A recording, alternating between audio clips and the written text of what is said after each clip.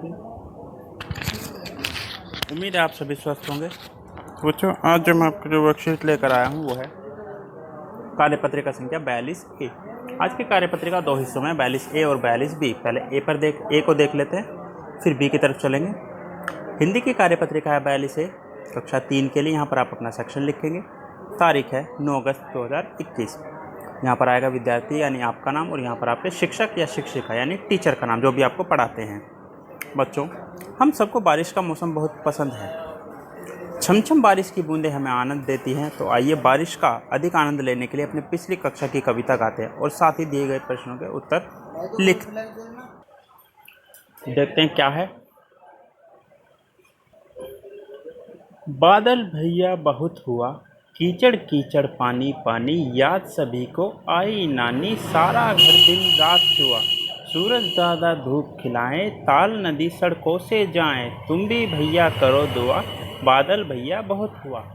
तो कमी बारिश हुई है, पर कोई बात नहीं, कविता तो गानी है। तो कैसी लगी कविता बताइएगा कमेंट में।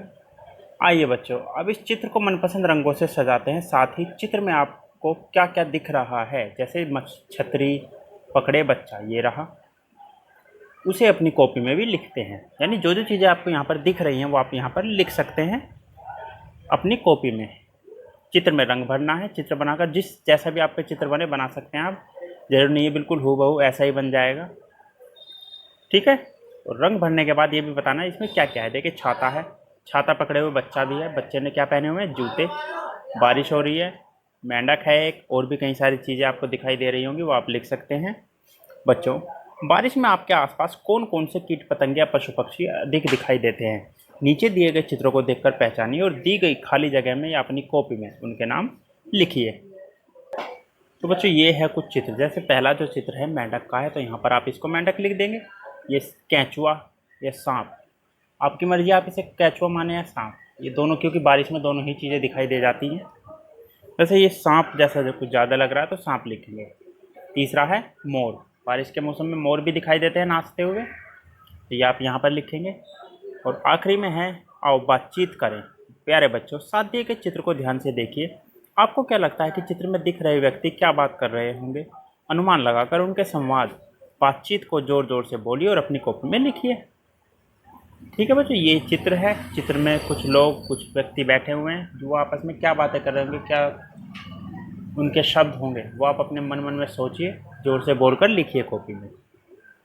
और अभिभावकों के लिए सुझाव है, बच्चों को बताइए कि बारिश का पानी इकट्ठा होने के कारण पानी में मच्छर मक्खी पनपते हैं, जिनसे बीमारियां होती हैं। इसलिए हमें पानी को एक जगह ऐसे टायर, कूलर, टूटे घड़े आदि में कई दिनों तक जमा नहीं होने देना है। ठीक है बच्चों, तो आज आपको कार्यपत्रिका मज़ेदार लगी होगी। आज आपने क्या नया सीखा, झटपट बताइए।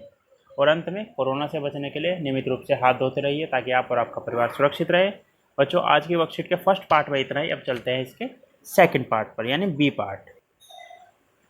तो बच्चों, ये है 42B, ईवीएस की वर्कशीट है ये, क्लास 3 के लिए। यहाँ पर आप अपना सेक्शन लिखेंगे। डेट वही सेम है, 9 अगस्त 2021। यहाँ पर स्टूडेंट का नेम, आपका नेम और या आपके टीचर का नेम। प्यारे बच्चों, हमारा भारत पूरी दुनिया में अपने अलग अलग त्योहारों और धर्मों के लिए जाना जाता है। हमारे देश में खान पान की आदतें एक राज्य से दूसरे राज्य में बदलती रहती हैं। सभी राज्यों के अपने परिधान और नृत्य कलाएँ हैं। तो आइए बच्चों, आज हम अपने भारत से जुड़ी कुछ नई जानकारियाँ प्राप्त करते हैं। पहला प्रश्न, बच्चों, भारत के विभिन्न राज्यों में अलग अलग नृत्य कलाएँ प्रसिद्ध हैं। ऐसी ही कुछ नृत्य कलाएँ आपको नीचे दी गई हैं। संकेत बॉक्स की सहायता से इनके नाम अपनी कॉपी में लिखिए। देखिए, कुछ हैं कथकली, लावणी, कथक, भरतनाट्यम, गरबा, भांगड़ा। तो पहला जो है भांगड़ा, पंजाब का है। दूसरा लावणी, महाराष्ट्र का। फिर कथकली, यह है कथकली। और जी ये है गरबा। अब कौन कौन से हो गए हैं, बचा कौन है? भरतनाट्यम, 1 2 3 4 5 6 हैं। भांगड़ा हो चुका है, लावणी हो चुका है, कथकली हो चुका है, और जी गरबा हो चुका है। बचे हैं कथक और भरतनाट्यम। तो ये है भरतनाट्यम और ये है कथक। ठीक है बच्चों, चलते हैं अगले प्रश्न पर। तो बच्चों सेकंड क्वेश्चन है, बच्चों अलग अलग राज्यों में खाए जाने वाले विभिन्न व्यंजन और उनसे संबंधित राज्यों के नाम नीचे दिए गए हैं। व्यंजन का उससे संबंधित राज्य से मिलान करके अपनी कॉपी में लिखिए। ठीक है, दाल बाटी चूरमा कहाँ का खाना है? यह है राजस्थान का। तो दाल बाटी चूरमा को मिला देंगे हम राजस्थान से। ढोकला गुजरात का। अगर आपने तारक मेहता का उल्टा चश्मा नाटक देखा है तो आपको पता होगा, उसमें ज़्यादातर ढोकला ही दिखाते हैं। इडली सांभर तमिलनाडु का और लिट्टी चोखा बिहार। ये इस तरह से मैच करने हैं और अपनी कॉपी में लिखकर। फिर आता है तीसरा प्रश्न, नीचे भारत की कुछ पारंपरिक वेशभूषाओं ट्रेडिशनल ड्रेसेस के चित्र विकल्प के साथ दिए गए। वेशभूषा से संबंधित सही राज्य को चुनकर अपनी कॉपी में लिखिए। तो इस पूरे प्रश्न को एक ही पेज पर करने की कोशिश की गई है। आ गए हैं। देखिए पहला जो चित्र है ये कौन कहाँ की ड्रेस है? महाराष्ट्र की, असम की या फिर चेन्नई की? दूसरी गुजरात, कश्मीर या पंजाब? तीसरा कश्मीर, राजस्थान या मेघालय? तेलंगाना, केरल या हरियाणा? पंजाब, पश्चिम बंगाल या गुजरात? कश्मीर, राजस्थान या असम? और मेघालय, हरियाणा या केरल? देखिए कुछ के मैं बता देता हूँ, जैसे ये वाली, ये है केरल की, ये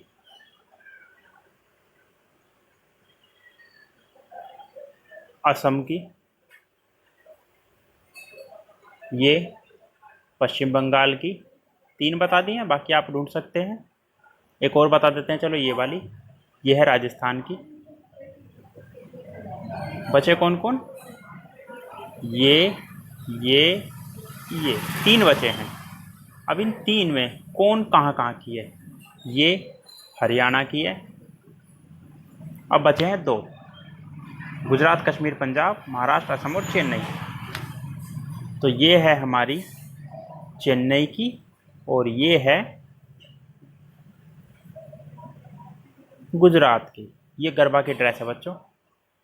एक्टिविटी है, घर में उपलब्ध वस्त्रों स्कर्ट, साड़ी, शर्ट, कुर्ता, पजामा, धोती इत्यादि की सहायता से किसी भी एक पारंपरिक वेशभूषा से मिलता जुलता कोई भी एक परिधान बनाकर पहने और उसकी फ़ोटो अपने कक्षा अध्यापक अध्यापिका के साथ साझा कीजिए। ये बच्चों एक तरह से है फैंसी ड्रेस कंपटीशन।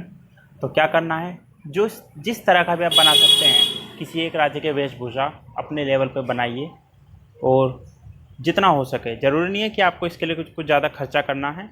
अगर कोई पुरानी ड्रेस है उसी को आप एडिट कर सकते हैं, अल्टर कर सकते हैं, उसे पहनकर फ़ोटो खींचकर भेजने कि वो किस राज्य की आपने ड्रेस बनाई है। ठीक है बच्चों, अभिभावकों के लिए सुझाव है उपरोक्त गतिविधियों को करने में बच्चों की मदद कीजिए, क्योंकि अब कपड़े बनाने का काम बच्चे तो कर नहीं पाएंगे, तो ये आपको ही करना पड़ेगा। और अंत में कोरोना से बचने के लिए 2 फीट या 6 गज की दूरी बनाए रखिएगा ताकि आपको और आपका परिवार सुरक्षित रहे कोरोना से। बच्चों आज के वर्कशीट में इतना ही, मिलते हैं कल नई वीडियो नई वर्कशीट के साथ। तब तक अपना ध्यान रखिएगा। धन्यवाद।